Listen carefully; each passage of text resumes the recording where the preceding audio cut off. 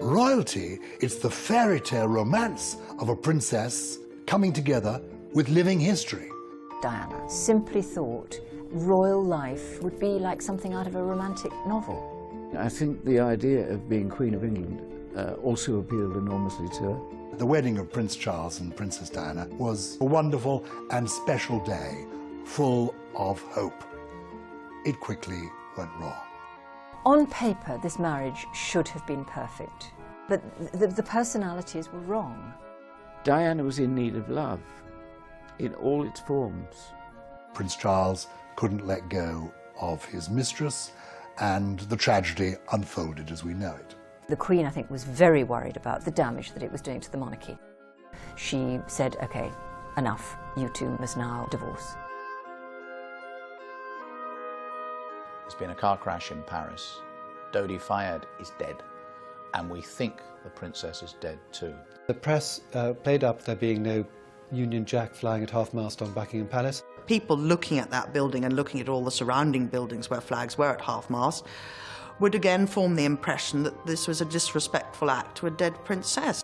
Their first reaction was to protect their grandchildren. The Queen's job was to look after these boys at this traumatic, terrible moment in their lives, and she thought, let's go down at the last moment. But she completely misread the mood of the country. For the Queen to have stayed in Balmoral, for them to have tried to get away with a quiet funeral, was absolutely ridiculous. I mean, all these people here today are showing the strength of the nation, and she hasn't said anything, the Queen. These are not people who wear their emotions publicly. That is not what they do. Tucked away in Scotland, far from all of that, trying to cope with these grief-stricken boys, I think she did the right thing. What I say to you now, as your Queen and as a grandmother, I say from my heart.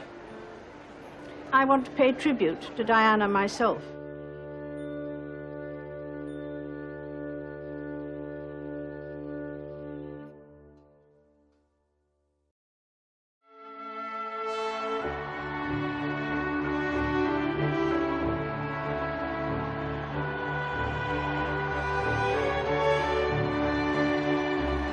When she married Charles, she was desperate for somebody to love her.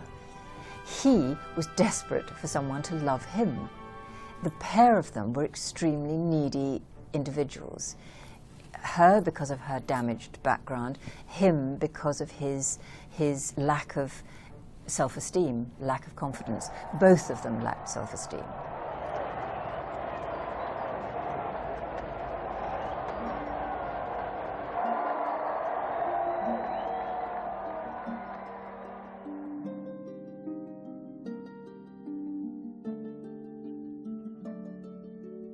Diana had a pretty disastrous upbringing. You know, her parents were constantly at loggerheads, enormous rows.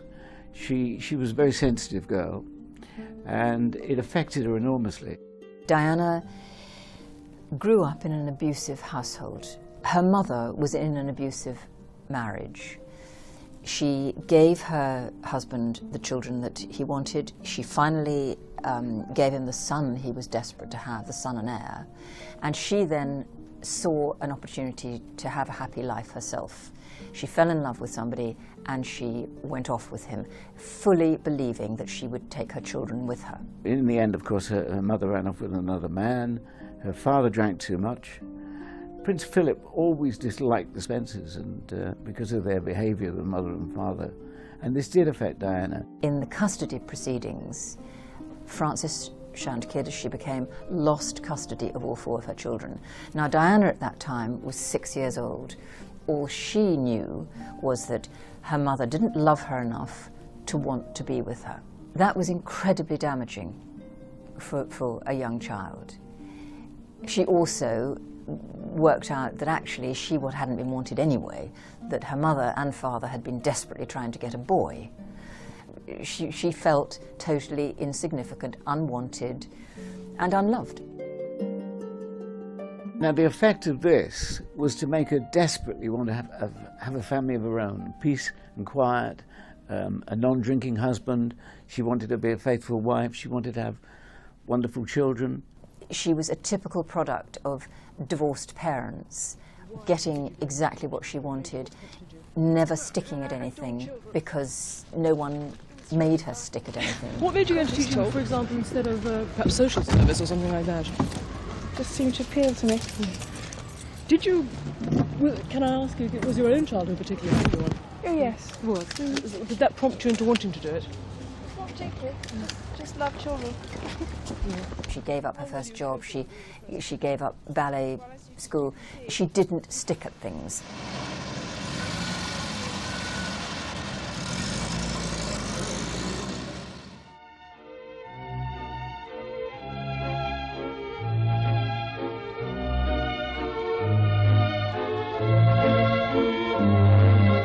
Prince Charles now joins you in having a look at his baby sister, but perhaps he prefers his toys.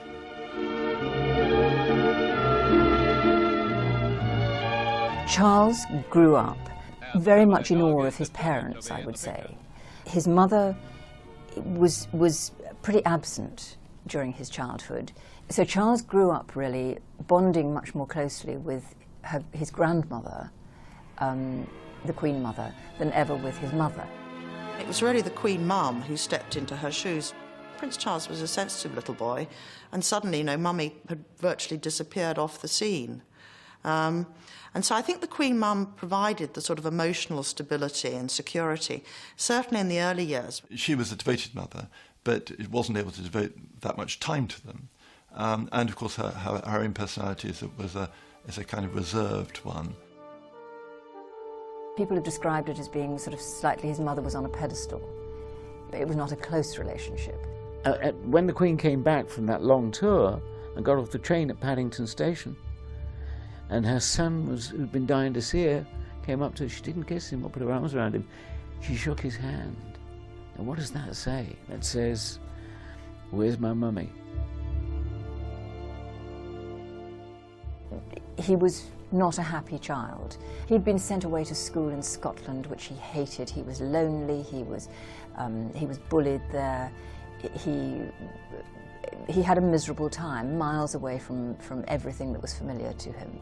So Charles grew up a very insecure sort of boy who turned into an insecure man. Prince Philip knew that Charles had suffered because the Queen put the nation first, and Philip did everything he could to compensate for that, even bringing in his uncle, Lord Mountbatten.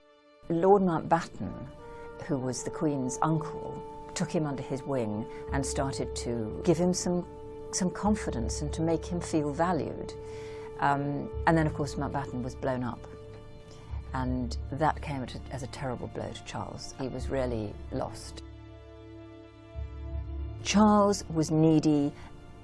He was somebody who just didn't have lots of self-confidence. And the royal family are very interesting because they never congratulate one another. They don't pat one another on the back at all. They're very lonely characters. They're surrounded by their household of secretaries, private secretaries. They've got their valets and their butlers and their footmen and their all of that. But none of those people are really in a position to act as a friend. We've definitely got a class distinction within the households of the royal family. At the very top, you could call it the aristocracy, if you like, of the royal household. That is the members. Then you've got a sort of a middle-class area, which may well be described, or is the officials. And then, of course, you've got the downstairs area, the working class, if you like, which is called the staff. The three classes are completely separate. They do not socialise in any way. They don't eat together. The lower orders have to address the upper ones as sir or madam. The whole thing is very, very class-based, very much like it was in Victorian times. Diana seemed wonderfully sympathetic and said she understood how he must have felt. And she touched his heart. It was during a weekend house party that Prince Charles and Lady Diana took notice of each other for the first time. It was 1977.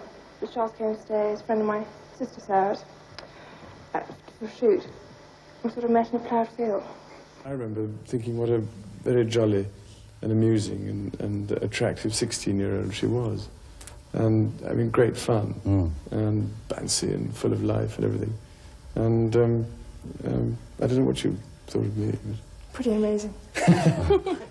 There was always a great fascination, I suppose inevitably, in Prince Charles's girlfriends, because everybody knew she would be Princess of Wales and one day would be Queen if he chose to marry one of these young ladies. He was the world's most eligible bachelor, a magnet for admiring and aspiring young women.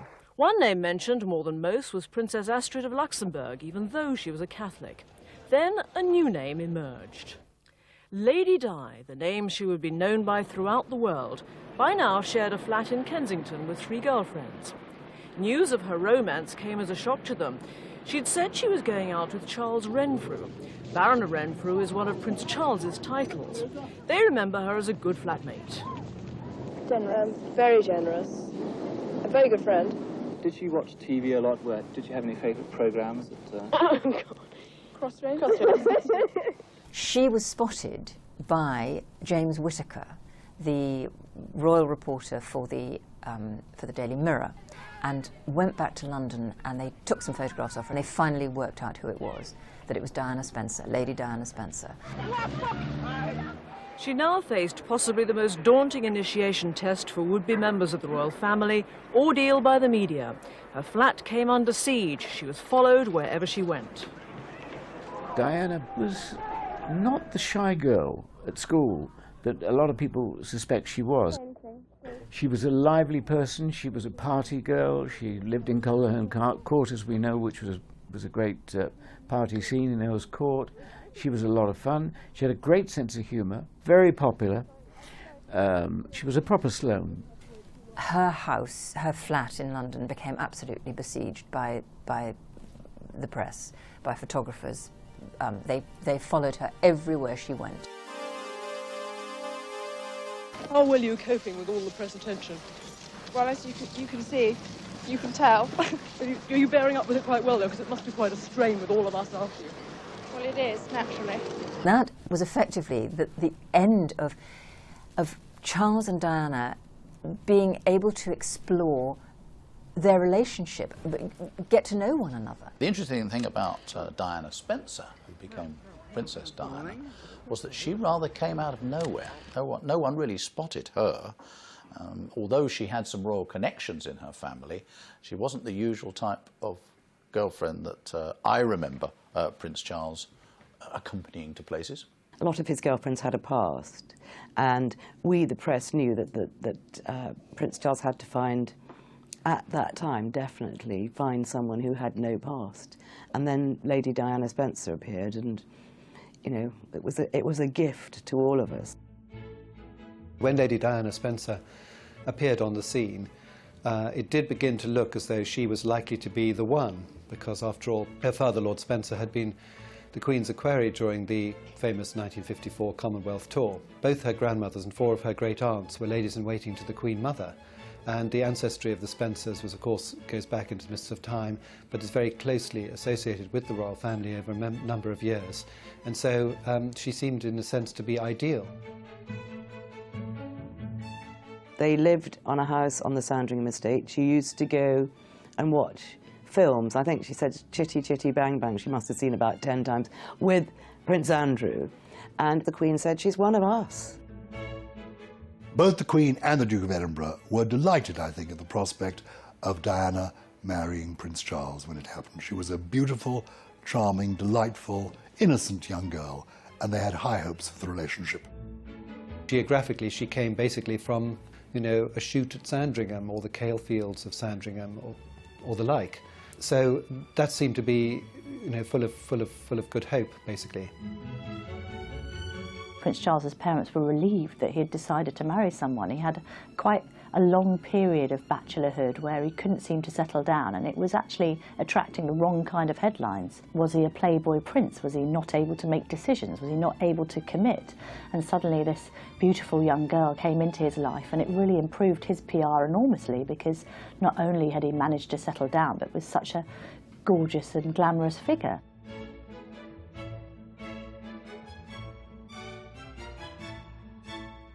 That marriage came about in a strange way. It came about through granny power. His grandmother, the Queen Mother, and her grandmother, Lady Fermoy, got together, and they agreed that whoever Charles married would have to be a virgin.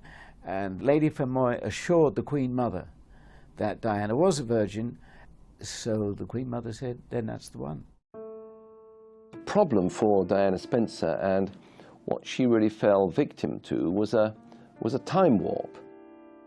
We all like the idea of the royal family being like everybody else, but if they get too like everybody else, then what's special about them? By the 1970s, when Diana Spencer appeared on the scene, most people couldn't care less whether the bride walking up the aisle was a virgin or not in ordinary life. But when it came to the royal family, we still expected this old-fashioned view. And it's the basis for really the tragedy that became her life and Prince Charles's life, and an enormous challenge to the monarchy and to the reputation of Elizabeth II. In February 1981, the waiting was over. Buckingham Palace announced that Prince Charles and Lady Diana were engaged. The ring was a sapphire surrounded by diamonds. The couple looked happy and relaxed, delighted, like everyone else, that a wedding would take place. Earl Spencer and Lady Diana's stepmother celebrated among the crowds outside the palace gates. Inside, Lady Diana was facing up to a future she could hardly have dreamt of. Yesterday you were a nanny looking after children. Now you're about to marry the Prince of Wales, and one day you would, in all likelihood, be Queen.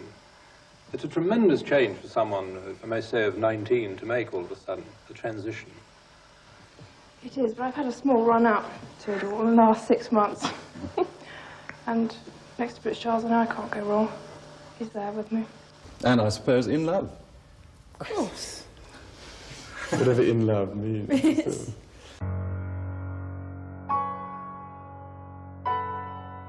I thought the engagement interview was terribly sad.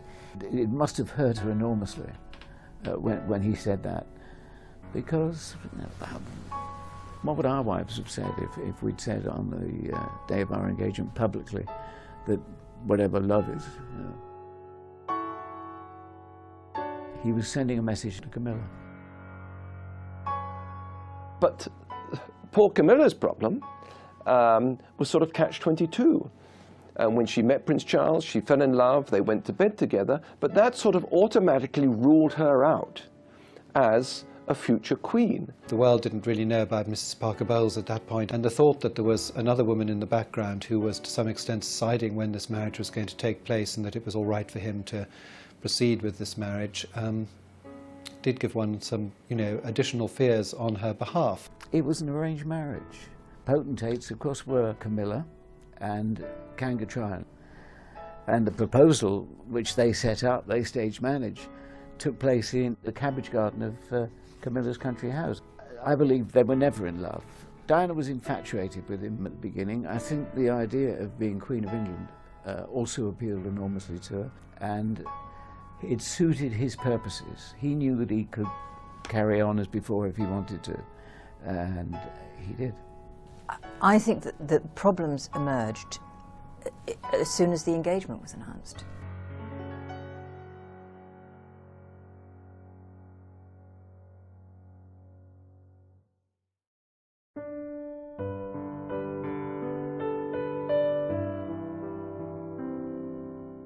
Everybody loved Diana when they first encountered her.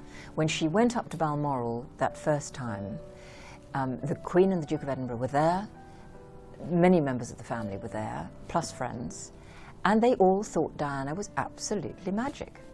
I mean, she was funny, she was deliciously unsophisticated and easy.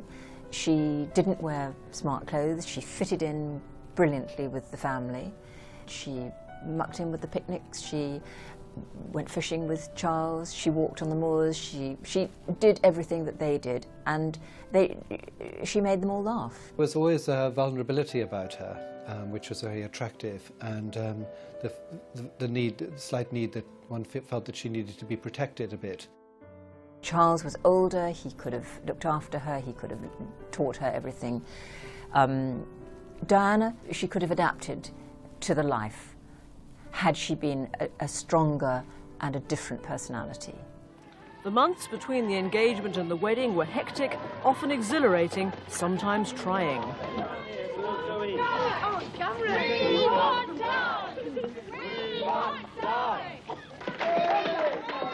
She had to learn the restrictions of royal life.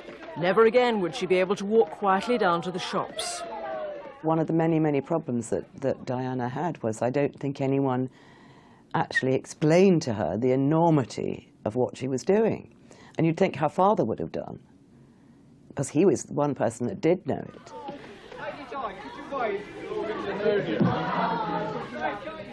Even if somebody did try to explain it to her, she could never have understood it, never have taken it in.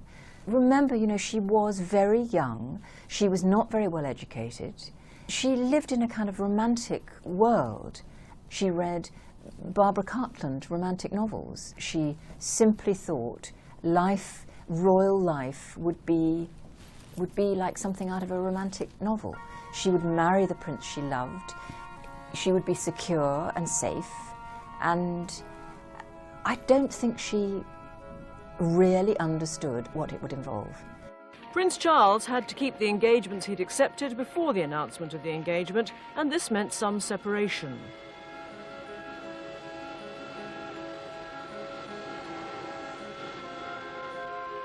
Diana had to accept this and do her best to hide her feelings. Suddenly, as far as Charles was concerned, she changed before his very eyes. This lovely, happy-go-lucky, easy, laughing, giggling, funny girl who made everybody else laugh suddenly became angry, jealous, uncooperative. She had terrible mood swings. She manifested a side to herself that nobody had seen before. But bear in mind that you know, Charles and Diana had seen each other tragically few times before they became engaged. They did not know one another. But what he did know had suddenly vanished, and here was somebody completely different. And he thought, oh God, it's my fault. My kind of life is just, she can't stand the thought of it, it's all going to be too horrible for her. He didn't know what to do. His diary was filled 6 months in advance. He couldn't drop everything and tend to Diana. The Queen actually tried to bring Diana under her wing, but Diana was very reluctant. She thought, you know, she didn't want to have supper with the Queen, that was too boring. And so she'd find excuses. And so they never really formed a very close relationship at a time when it might have really helped Diana to do so. July the 29th, 1981. Wedding day had arrived at last. In a few hours, St. Paul's Cathedral would become the centre of the world. As dawn came up over London, preparations for the parade were well advanced. Horses were made to get up early. Outside Buckingham Palace and all the way to St. Paul's, the pavements were jammed with well-wishers. By the time they'd become engaged, it was almost too late for either of them to do anything about it. Charles didn't have the courage to call it off, and Diana, at the very last minute, she wanted to pull out of it, but it was too late. Lady Diana's mother, Mrs. Shand Kidd, had flown in from her home in Australia. It was her big day too.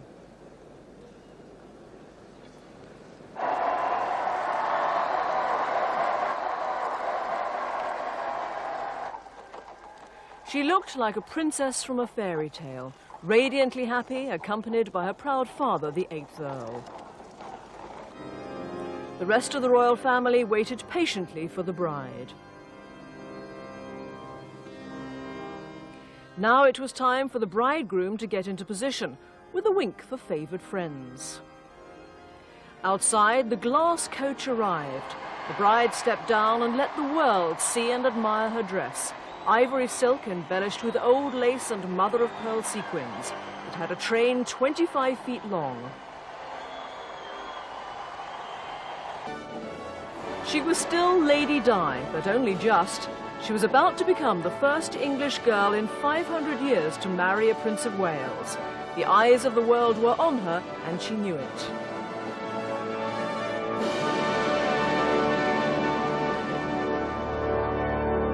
And thereto I give thee my troth. And thereto I give thee my troth. She was no longer a children's helper. She was the Princess of Wales, married to the heir to the throne. Another chapter in the 1,000-year history of the British royal family had been written. At the beginning of the wedding, at the time of the wedding, at the beginning of the marriage, they had high hopes. If you look at the pictures of the Queen at the wedding of Prince Charles and Princess Diana, you can see there she is, a happy mother and mother-in-law, helping the bridesmaids sort out their dresses. It's a wonderful and special day, full of hope.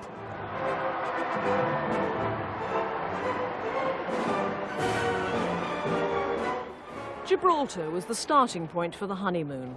They made a brief public appearance there before disappearing from sight for 2 weeks. It gave the people of the Rock a chance to express their loyalty, and Diana a chance to adjust to being Princess of Wales. The Royal Yacht Britannia was waiting at the quayside. Also waiting was an army of reporters, photographers and television crews. The main problem was making sure they didn't find out where the honeymooners were going. It was solved. They made a leisurely cruise along the Mediterranean and were not unduly disturbed.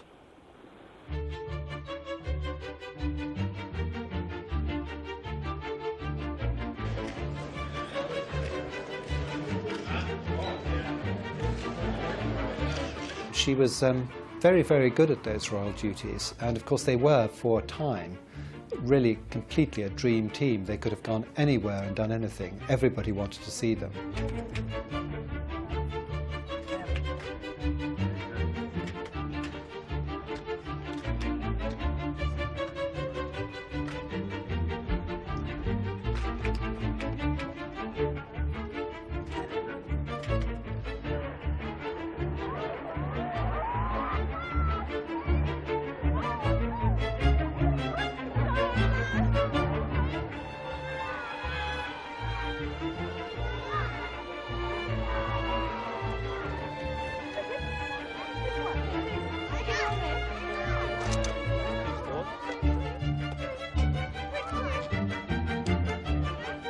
The royal couple appeared to all the world a perfect match.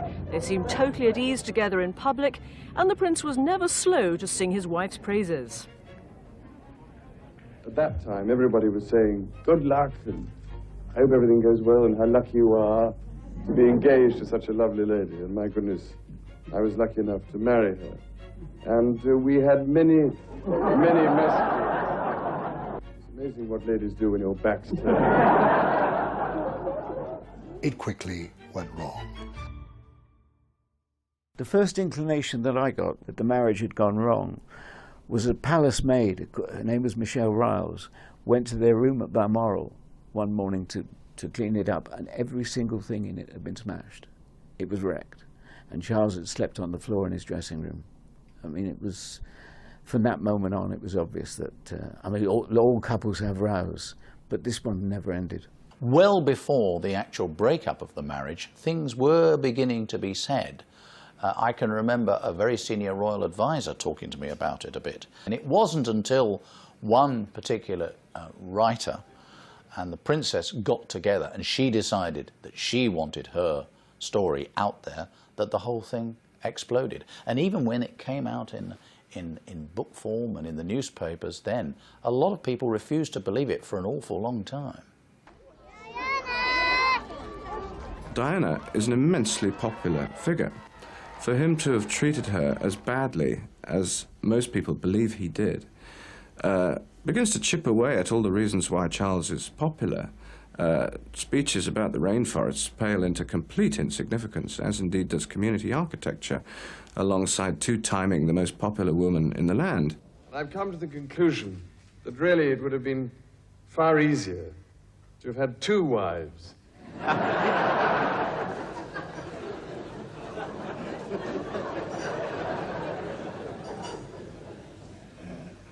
To have covered both sides of the street.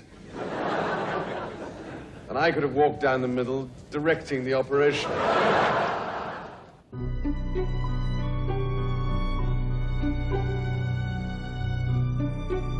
The real complication was, I suppose, that he was really, I mean, subconsciously still attached in some way to Mr. Parker Bowles, and that was difficult. And when she minded about that. If she hadn't minded about that, it would perhaps have all have just calmed down and sort of settled into a sort of routine. It is very curious that in a country where our media is often considered very intrusive, particularly some newspapers, that nobody seemed to cotton on to the fact that the royal marriage was in such trouble. I don't think any of us knew.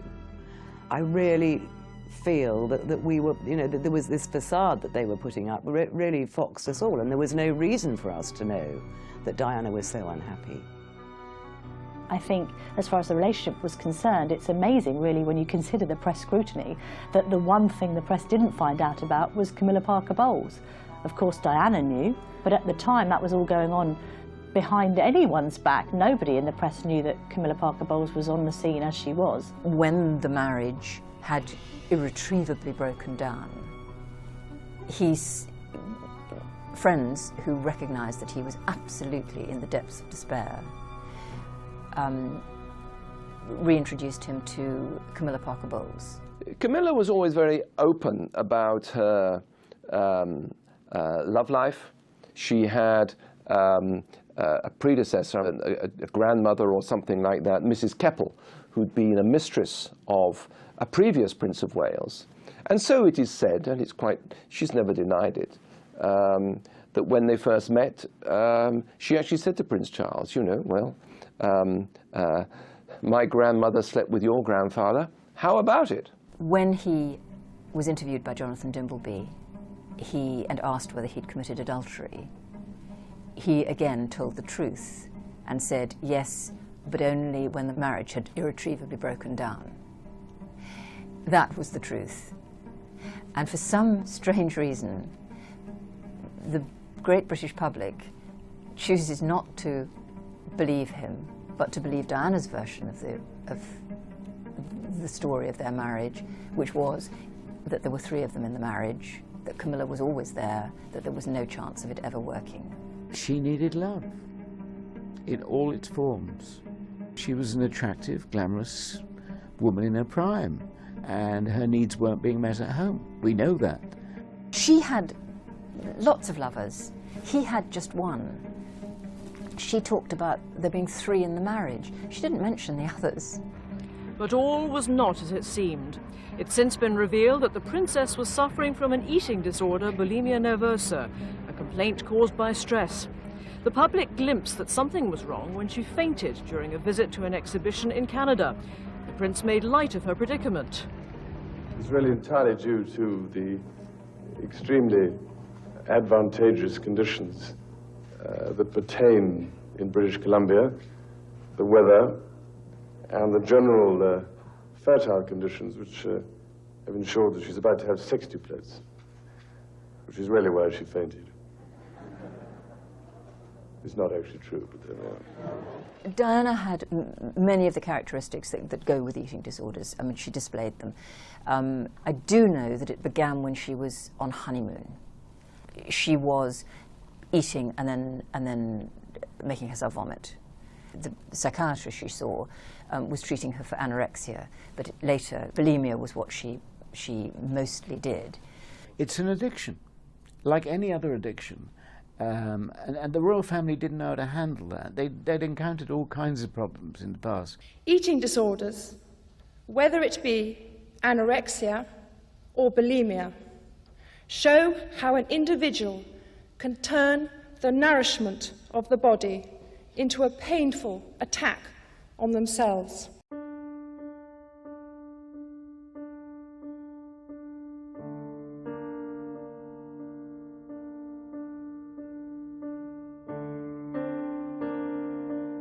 The couple had spent a month apart when they reunited to visit Welsh flood victims. But after a few hours together, Prince Charles went straight back to Scotland. The rumours about their marriage were now presented as fact. When the marriage really started to break down, Diana used to go and see the Queen. Now, nobody sees the Queen without an appointment, but Diana used to wait in the page's vestibule until the Queen's last visitor, if you like, had left. And then she'd dash in before the next one, and she'd just cry and say, everybody hates me, I hate my mother, I hate my sister, I hate my husband. And the Queen, not used to this kind of moral confrontation, just didn't know how to handle Diana. It really threw her. And as a result, she sat on the fence with Diana. And although she didn't particularly get on well with Diana, they were not the same sort of woman, it would be a great mistake to think that she blamed Diana for what went wrong. If anything, I believe that she and her husband, Prince Philip, put more of the blame on Prince Charles.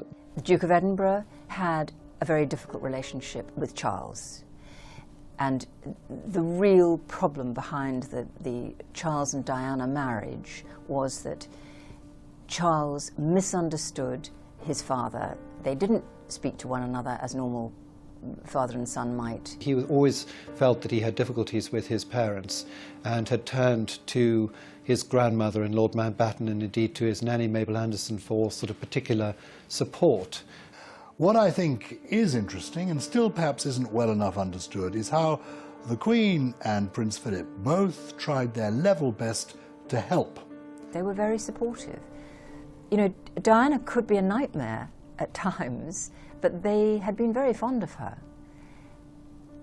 And I think everybody wanted the marriage to work.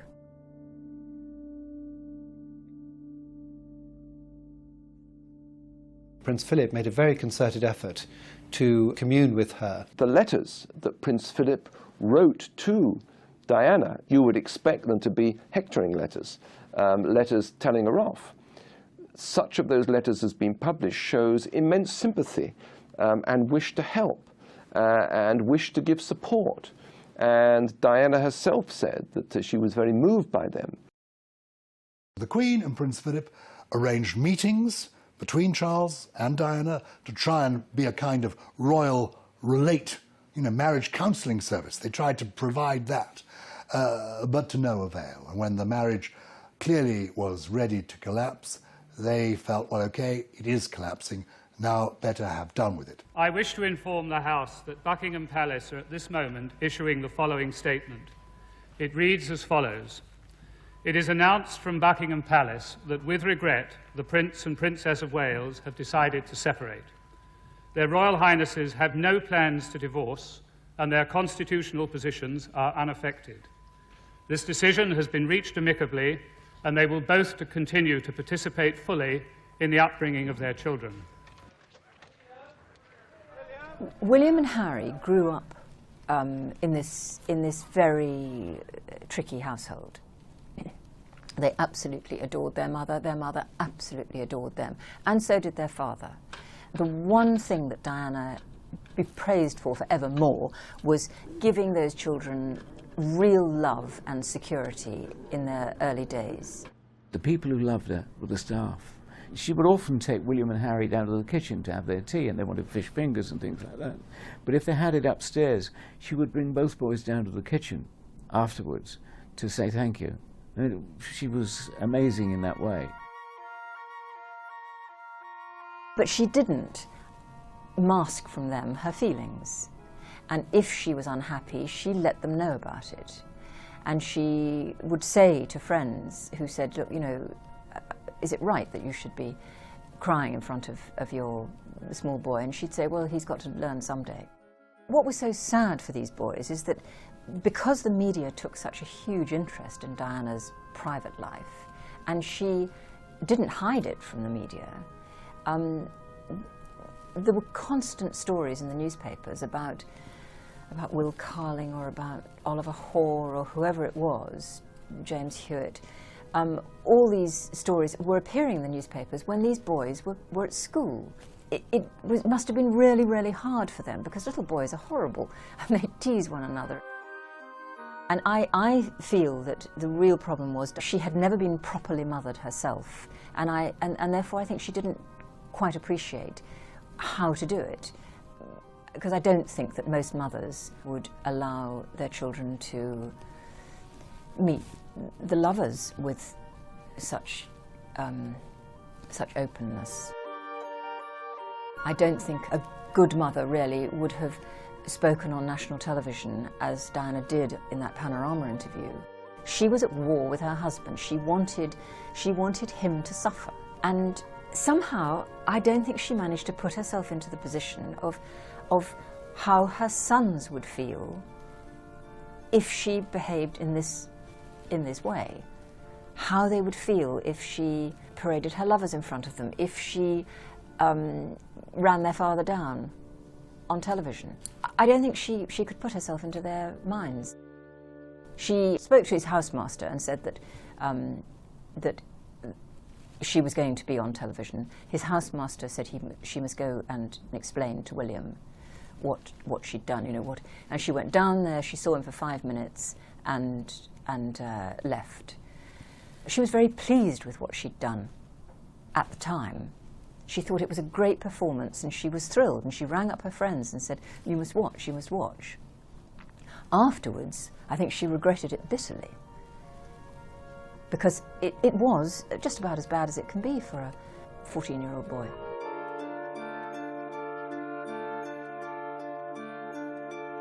After the Panorama interview, that is absolutely why the Queen called time when she said, "Okay, enough, you two must now divorce."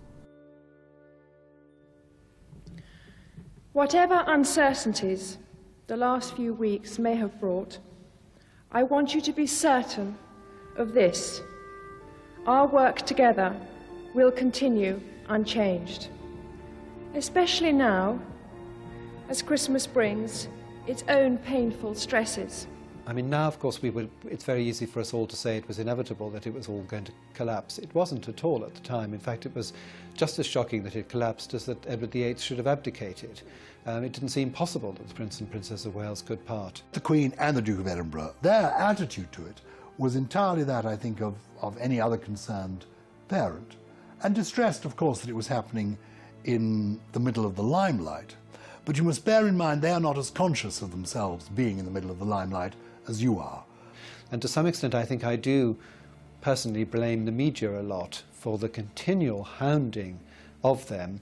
And then, of course, unfortunately, they both, on both sides, began to sort of sup with the devil, feed the media in one way or another, and the rest you know, basically. It was a disaster. For them, it was a family drama. I asked Prince Philip about it once, and he said to me simply, "We're a family. We are a family. These things happen in families." And they coped with it as a family would, and their reaction to it was that of parents of their particular generation. Now, better have done with it. Let's, cleanly cut this thing and free Diana and start again. It was a friendship and holidays with Dodi Fayed that ensured that the last few weeks of her life were lived as they'd always been, never far from the spotlight. When it comes to a question of what the Queen thought of Diana's behaviour after the marriage broke up and her succession of boyfriends, and particularly Dodi Fayed and all that sort of thing, that's another issue. The Queen just simply didn't really understand Diana, and she didn't understand an urban girl who hated the country. She didn't understand the princess's approach to what the princess saw as her job, which was famously to be Queen of Hearts, to empathise with people, to go out, to be popular in a personal sense. One of the things that distressed the Queen and Prince Philip about Diana, Princess of Wales, and about Sarah Ferguson, who married the young Duke of York, was that the attention they got, they may have thought that it was for them as individuals. The crucial thing about anyone joining the royal family is understanding what the adulation is. When the Queen first became Queen and went on tours in the early 1950s, millions of people came out into the streets and cheered. And if the Queen had taken that attention for herself, it would have been corrosive. Celebrity normally is earned in some way by doing something remarkable, being a very good writer or a very good artist or a very good actor. Normally, you don't get celebrity just because of the family you were born into. The Queen knew the attention, the adulation, was not for her, it was for the position of being Queen. Diana came into the family and became hugely famous and a superstar. That was anathema to the Queen. You don't do that. You just stand there and be yourself, right? But you don't reach out to people. Prince Philip was married to a woman who put the country first, and he had a daughter-in-law who put two daughters-in-law who put themselves first, and he couldn't tolerate that. She suddenly, overnight, became such a superstar and loved it and feasted on it. She fed herself emotionally on the adoration of strangers. And this caused a huge problem with Charles, because rather than being a support to him, she outshone him.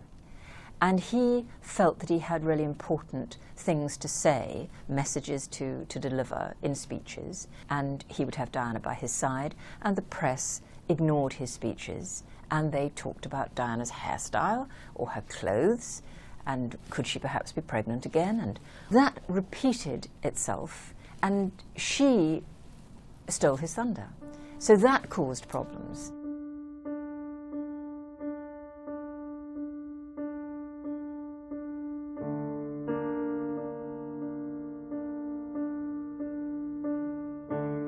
I was asleep in bed and the phone rang, and one of my bosses said, "Nick, there's been a car crash in Paris.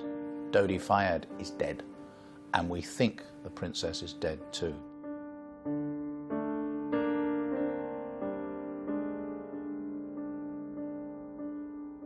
So I obviously got up, got dressed, went straight to the studio in the middle of the night, and then was really on television, I have to say, for the next week, really. At first, ambulance crews managed to keep the princess alive, but her heart had stopped beating by the time she was admitted to hospital. The surgeons fought for 2 hours to restart her heart. At 3 o'clock this morning, London time, they admitted defeat and announced that Diana, Princess of Wales, was dead. We have a flash here from the Press Association Newswire saying that Diana, Princess of Wales, has died in a car crash in Paris. It was all to do with two people, Dodi Fayed and Diana's bodyguard. The car was being chased by paparazzi. The chauffeur had had a certain amount too much to drink. He probably could have driven home perfectly well if he hadn't been being chased by paparazzi. This is what's left of the Mercedes in which the Princess of Wales and her companion, Dodi Al Fayed, were being driven back to his house. Witnesses say the car was being pursued by photographers on motorbikes. Whatever the cause, it's clear that when he entered this tunnel alongside the River Seine, the driver lost control, crashing into a pillar on one side, then with full force into a wall on the other. It's been speculated on that Diana would be alive today if journalists had not been pursuing them. It had nothing to do with the journalists pursuing. They could have been travelling at 10 miles an hour, and the journalists would have followed at 10 miles an hour.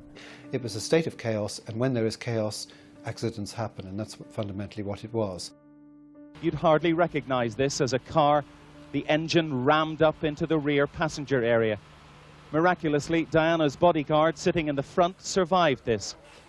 Dodi Fayed pulled a drunken driver out of the bar at the Ritz Hotel and put him in charge of a broken car. He then split the three-car convoy, which there's always supposed to be three cars, one in front, one behind, and the one containing the royals in the middle. Dodi split it up, sent the other two on a decoy mission, so they were on their own. The policeman allowed this to happen. He should never have allowed it. He strapped himself in, he put his seatbelt on, he didn't tell her to. Dawn had not yet broken over Buckingham Palace as people began to arrive to pay their respects. Young people grieving for a princess they regarded as their own. She was young herself, she was fresh, she was, I think she showed that the royal family wasn't something that was still stuck in the 18th century. The people everywhere not just here in Britain, everywhere, they kept faith with Princess Diana. They liked her, they loved her. They regarded her as one of the people. She was the people's princess. And that's how she will stay, how she will remain in our hearts and in our memories forever.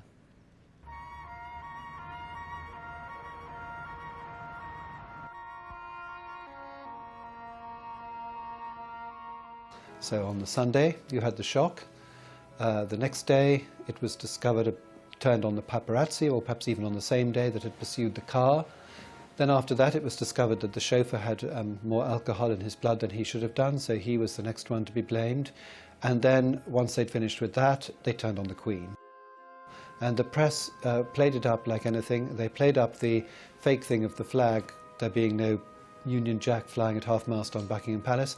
I tried to tell ITN time and time again, why didn't you film Windsor Castle, which has its flag at half-mast? Surely that makes a certain point. Didn't quite fit what they were interested in. They wanted the stark flagpole. The monarch who did not care, and so forth. We didn't whip up hysteria. I always get a bit cross when people accuse us of that. The British people felt very deeply, most of them, about Diana. Now, I know it's tradition that the flag flies at Buckingham Palace when only the royalty are there, but I really would have liked to have seen the flag flying half-mast there as well. You almost felt that if you walked past Kensington Palace or Buckingham Palace without a bunch of flowers in your hand, you might be lynched. I mean, all these people here today are showing the strength of the nation, and she hasn't said anything, the Queen.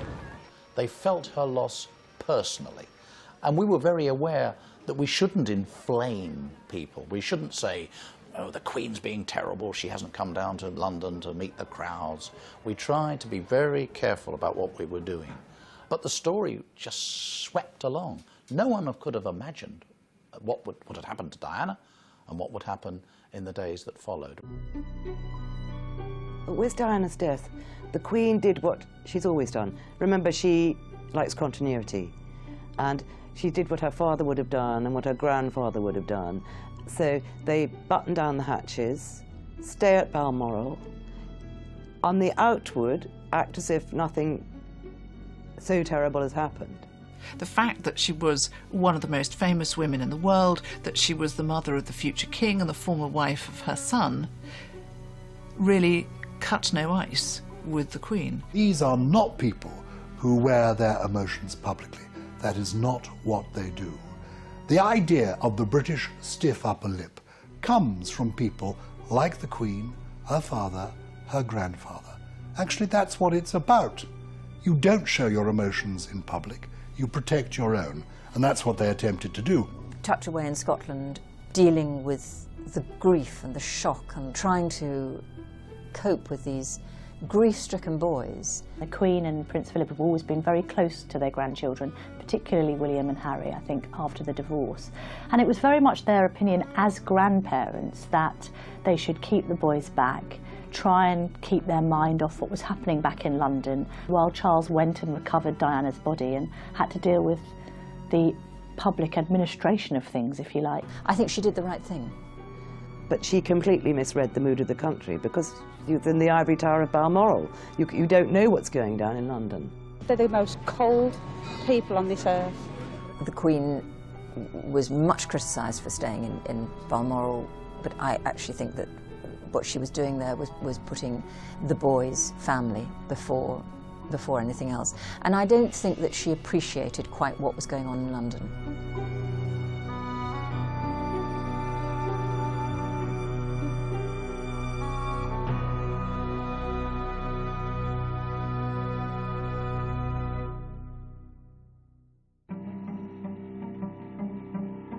Well, the Queen, when she came back to Buckingham Palace from Scotland, I think she was actually extremely nervous because she could feel the hostility of the crowd. So she did a walkabout, and actually she heard them say, "Oh, about time you've come." You know, they can hear an awful lot of things that the crowd say. And then I think a woman actually gave her a bunch of flowers and said, "Oh, would you like me to place it for you?" And the woman said, "No, ma'am, it's for you." And that sort of broke the ice. It was that moment. And I think suddenly people saw her, instead of feeling all prickly and angry, they suddenly thought, my goodness, this is a grandmother and she's got to deal with all this. I suppose it was a sort of natural feeling of sympathy in many ways for the Queen, plus the fact, and I remember this terribly well, the Queen went on television live from Buckingham Palace to address the nation in the middle of all of that. And it was a very masterful speech. What I say to you now, as your Queen and as a grandmother, I say from my heart. First, I want to pay tribute to Diana myself. It did just the right thing. It said just the right things. She used the famous words, as your Queen and a grandmother. That was a very important thing to say, to remind people that she isn't just some remote figure, but she has a family, children, grandchildren, and all the sorrows and pleasures that that brings to everybody. One of the most moving moments when the royal family were gathered in Buckingham Palace and they were discussing the details of what was going to happen next day, and in particular who was going to walk behind the coffin. Prince Harry had no doubt that yes, he would do it. William was not so sure. He'd had very complex feelings in the last weeks about his mother's relationship with Dodi Fayed that he didn't like. William and Harry went to stay with the Fayeds in the south of France before Diana was photographed cavorting with Dodi. And I think that the boys found that quite uncomfortable. Harrods had sent all sorts of presents after he'd stayed on the Fayed's yacht. He'd had them all returned. They went back to England and flew up to Scotland and joined their father, and they started the family holiday. That was when Diana then went back and had a second spell in the Mediterranean on the yacht with Dodi, and that was where most of the photographs were taken. He felt embarrassed by seeing his mother in a bikini on the newspapers. He was troubled, and he wasn't sure if he wanted to walk and parade and perform for the people. And at that moment, Prince Philip said, well, if I walk, will you walk too? Prince Philip said to him, I think when you're older, you would regret it if you didn't walk in your mother's procession, and I will walk with you. And that's an immensely supportive grandfather. And it made a difference. And of course, more than a difference, because the sight of those different generations of men, from Prince Philip, already in his 70s, to little Harry, it was one of the most moving sights of that day. And I think people who saw that will carry that image throughout their lives.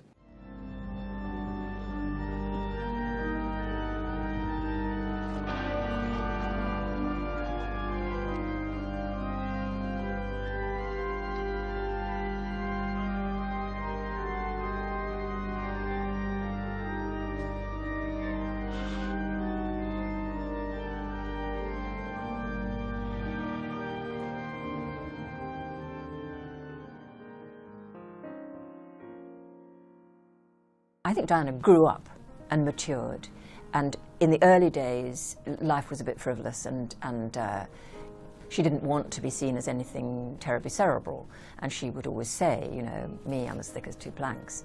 But I think she grew and she developed. She had the gifts which make for a successful princess. She was very glamorous, but more so, perhaps more importantly, she had a natural affinity with the sick and the young and the old and those who needed care. And it's something which can't be faked, and she had that in full measure. There's no question about that at all.